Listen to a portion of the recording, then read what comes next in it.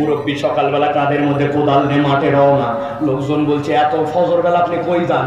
বলছে বাবা রোদ উঠলে আর কাজ করতে পারি না, এই জন্য একটু জমিতে যাচ্ছি। কেন? বলে আমার একটু আল কাটা বাকি আছে। আসলে মুরব্বীর টার্গেট আল কাটা না, উনার সাথে যার জমি লাগানো ওই পারের জমিওয়ালা কোনো আল কাটে পারে নাই, উনি একটু আল কাটার নাম করে 4 আঙ্গুল জমি একটু ঠেলতে চায়। রংপুর অঞ্চলের না, এই যে তার জমির 4 আঙ্গুল, 1 বিঘার খাজনা খারিজ, 1 বিঘার সপ্তাহ ঠিক, 1 বিঘায় হয়েছে 25 মণ, আর 4 আঙ্গুলে লাগাইছে 100 গোছ, ওটা তো হয়েছে 5 কেজি। ওই লোকটার 5 কেজি হারাম। এত বড় দাড়িওয়ালা, নামাজ কালাম পড়ে, কিন্তু ওই 5 কেজি দুনিয়ার সাথে কখনো ত্যাগ করতে পারে না, হালালের সাথে হারাম মিশাই ফেলছে।